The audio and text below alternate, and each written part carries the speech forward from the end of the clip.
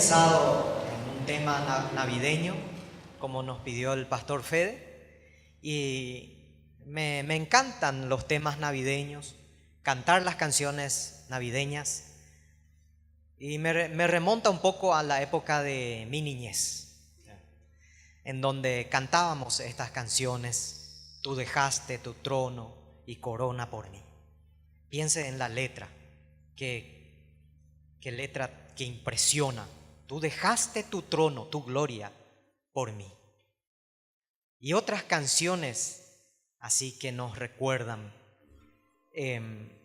Pero por supuesto en esa época ya también había ciertas confusiones, como la existencia de este famoso Papá Noel, ¿verdad?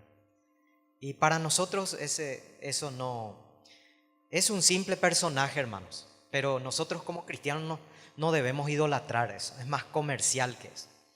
Pero nunca voy a olvidar que cuando era muy niño, mi padre trabajaba en Itaipú como guardia de seguridad. Y los de Itaipú íbamos a tener nuestro regalo de Navidad. Era la primera vez que iba a recibir un regalo como la gente, porque siempre era tractorcito así chiquitito. No hay problema, ¿verdad? Y bueno, entonces nos fuimos para el evento, para la ocasión. Era en el área 1, recuerdo muy bien. Tenía 7, 8 años por ahí. Entonces entra el personaje, un señor obeso así. Entra con una máscara. Y viene Papá Noel, viene Papá Noel. Y yo estaba todavía con esa intriga de que ese realmente es, ¿verdad? ¿Y dónde está ahí la carroza que le trae? Le miraba, son sueños de niño, ¿verdad? Hasta que le alza una criatura, ¿verdad? Le alza y le saca la máscara. Y dice: ese es don Raúl. Disculpame, pastor Raúl, no sos vos. Pero tantas cosas, hermanos, debe el cristiano celebrar la Navidad. Hermanos, este es un hermoso tiempo, una hermosa época para pensar en ese reencuentro, en ese asombroso reencuentro. ¿Por qué asombroso? Porque Dios tuvo su forma de llegar al hombre. Se hizo hombre, hermanos, se hizo un ser humano. Y reencuentro porque en el Edén, ahí se rompió esa relación a raíz del pecado. Ya no hubo ese encuentro cara a cara con Dios, esa comunión cara a cara con Dios. Pero con Cristo, con la venida de Cristo, nuevamente tenemos un reencuentro. Y de eso quiero reflexionar con ustedes, hermanos, brevemente en esta mañana. El mundo celebra, hermanos, a su manera. El mundo celebra con sus fiestas, jolgorios. Y nosotros como hijos de Dios celebramos, hermanos, teniendo en cuenta este reencuentro. Para nosotros, la Navidad no pasa a ser una simple fecha, el 25, no. De hecho, todos sabemos que el 25 no nació Jesús. Esa es una fecha que se incluyó ahí históricamente. Para nosotros la Navidad es un acontecimiento, un evento en el cual Dios irrumpe, viene a la humanidad, se hace carne. El Verbo hecho carne para darnos la vida. Esa es la Navidad para nosotros. Tu Navidad pudo haber sido en junio, en abril. Tu Navidad pudo haber sido cualquier otra fecha. Lo importante es que debes celebrar el momento en que Cristo nació en tu vida y en tu corazón. Dice la palabra de Dios en Juan 1:1: en el principio era el Verbo, y el Verbo era con Dios, y el Verbo era Dios, nuestro Señor Jesucristo. Este asombroso reencuentro, hermanos, de Dios con el hombre está impregnado, está lleno de significados. La Navidad, por ejemplo, La palabra Navidad viene del latín nativitate, que significa nacimiento de vida para ti. Cristo nació, Cristo te dio vida a ti. Fíjense, hermanos, no hay excusa para que el hombre no piense en algo más que fiestas. Navidad significa nacimiento de vida para ti, una nueva vida. Jesús, que significa Salvador, el Salvador. Emmanuel, que significa Dios con nosotros, la presencia de Dios con nosotros. Qué hermoso, hermanos. Llamará su nombre Emmanuel. Jesús nació en Belén y Belén significa casa de pan, una pequeña aldea. Sin embargo, su significado, casa de pan, identifica a quién es Jesús, que dijo: yo soy el pan de vida. Qué hermoso, hermanos. No importa, hermanos, muchos van a decir: ¿por qué tenemos que poner arbolitos? ¿Por qué tenemos que hacer pesebre? ¿Por qué tenemos que celebrar el 25? ¿Acaso eso no tiene algo que ver con el paganismo? Si bien es cierto, hermanos, pero esas son connotaciones ya secundarias.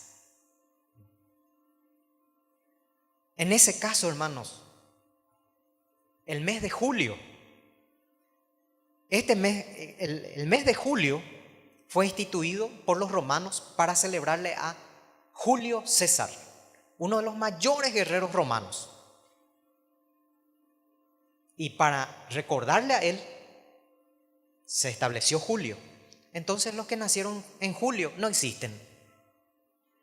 Porque ¿para qué vamos a celebrar julio si es en honor a un hombre?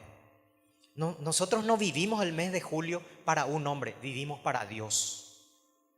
O el mes de agosto, que fue para César Augusto, el mayor emperador de los romanos, y fue declarado Dios para ellos, en minúscula, Augusto. Entonces los que nacieron en agosto no existen. Mi suegra es del mes de agosto.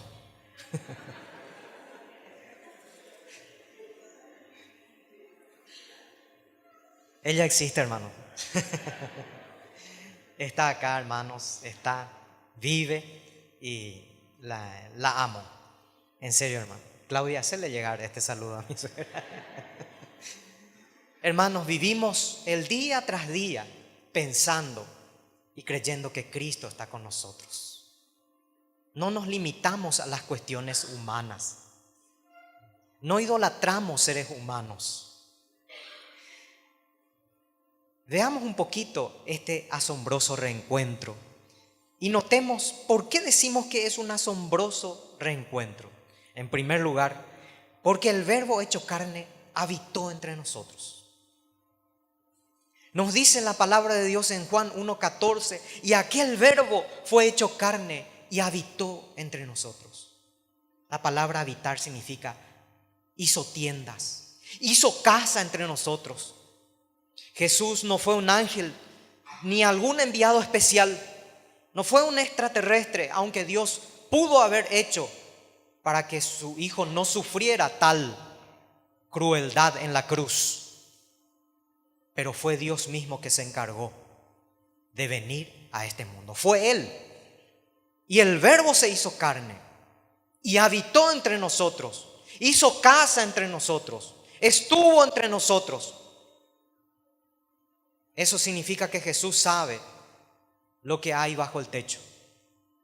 Todo lo que nosotros vivimos, Él lo sabe, porque vivió en este mundo, vivió en esta tierra. Sabe nuestras alegrías como nuestras frustraciones. Él habitó entre nosotros. El Verbo se hizo carne. ¿No es este un motivo para celebrar? Celebremos el nacimiento de Cristo pensando y alabándole por este hecho maravilloso y de gran privilegio para nosotros, que el Dios, que el Verbo se hizo carne. En segundo lugar, es un asombroso reencuentro de ese Dios que se reveló al hombre, porque siendo en forma de Dios, dejó su gloria para tomar forma de siervo. Dejó su trono, como dice el himno. Dejó su gloria para tomar forma de siervo. Qué hermosa verdad. Filipenses 2:6 dice: el cual siendo en forma de Dios, no estimó el ser igual a Dios como cosa a que sujetarse, a que aferrarse, sino que se despojó a sí mismo, tomando forma de siervo, hecho semejante a los hombres. Hermanos, ningún ser humano que ostente tanto poder querrá despojarse de su investidura. Es más, hubo algunos gobernantes, dictadores, que tenían tanto poder que ya no pensaron, que cumplieron su ciclo y no queriendo dejar su poder, murieron en su sillón de mando. Dios se hizo hombre, siendo en forma de Dios. No estimó el ser igual a Dios como cosa a que aferrarse. Dios lo dejó todo por amor al hombre. Todo fue por amor.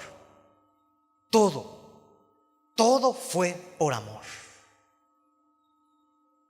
Y en Cristo tomó la forma de siervo hasta morir en una cruz por nuestros pecados. Qué sublime verdad, hermanos. El salmista David, como mirando al futuro, en el Salmo 8 nos dice: ¿qué es el hombre para que tengas de él memoria? ¿Y qué el hijo del hombre para que lo visites? Qué interrogante tan impactante, hermanos. ¿Qué es el hombre para que tengas de él memoria? La respuesta es nada. Somos pecadores. Pero él tuvo memoria de nosotros. ¿Qué es el hijo del hombre para que lo visites? Pero él nos visitó, siendo en forma de Dios.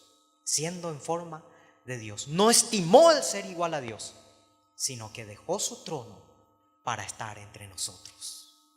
Celebra la Navidad pensando que Él dejó su trono, dejó su gloria para visitarnos, para estar entre nosotros.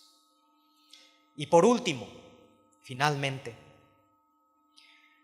también, hermanos, celebramos este asombroso reencuentro de un Dios que se revela al hombre a través de Cristo, porque ha dejado en claro el propósito de su venida. Lucas 4:18 nos dice, cuando en el momento en que Jesús se para y lee las Escrituras, lee algo acerca de Él y dice: el Espíritu del Señor está sobre mí y me ha ungido para dar buenas nuevas a los pobres, sanar a los quebrantados de corazón, dar libertad a los cautivos, dar vista a los ciegos, dar libertad a los oprimidos y predicar el año agradable, el año de salvación del Señor. Este es el propósito que el Señor tuvo desde un principio: sanar heridas. ¿No es ese nuestro propósito también, hermanos? Celebran la Navidad pensando: ¿a quién vas a sanar? ¿A quién sanarás las heridas que todo este mundo pecador trae consigo? Sanar a los quebrantados de corazón. ¿Quién está quebrantado? ¿Quién está con el corazón quebrantado? Tal vez el que no haya pasado por ciertas situaciones no sabe el dolor, por ejemplo, de haber perdido un ser querido. Hace 3 años mi madre partió a la presencia del Señor. Hay un antes y un después de eso. Antes presidía los funerales, tal vez con cierta frialdad, pero hoy cambió eso, porque uno sabe ya lo que es la pérdida, sabe lo que es el dolor que ocasiona, el vacío que ocasiona la pérdida. Nunca nadie va a saber lo que es el dolor de un divorcio. Y muchas veces, y pido disculpas y perdón, porque a veces me vuelvo insensible a los que pasaron por esta situación. Mil disculpas por eso. Solamente el que pasó por esta situación sabe lo desgarrador que es la ruina de un hogar. El llanto que trae la ruina de un hogar. El Señor te puso donde tienes que estar para sanar al quebrantado del corazón. Ese fue su propósito y ese propósito nos transmitió a nosotros como iglesia. También a dar libertad a los cautivos, aquellos que viven y están en pecado. Dar vista a los ciegos, aquellos que por esa circunstancia de la vida no están viendo al Señor. Dar libertad, libertad a los oprimidos, libertad de las cadenas del pecado, que es también nuestro propósito como iglesia. Celebra la Navidad. Celebra la Navidad no como un día más. No te dejes llevar como el mundo lo hace, entre tragos y consumismo excesivo. Déjate llevar por la pasión que tuvo Cristo por la humanidad. Él se hizo hombre, se hizo carne y hueso, habitó entre nosotros y vivió con un propósito que nos transmite también a nosotros. Que en esta mañana nosotros podamos valorar ese reencuentro asombroso que tuvimos con Cristo Jesús. Recuerda el momento en que Cristo te sacó de las tinieblas. Ese fue el día en que Cristo hizo su nativitate para ti, su Navidad para ti. No el 25 de diciembre, sino ese acontecimiento, ese evento en donde Cristo marcó para siempre tu vida, haciéndote nueva criatura, una nueva persona, convirtiéndote en un hijo, una hija de Dios.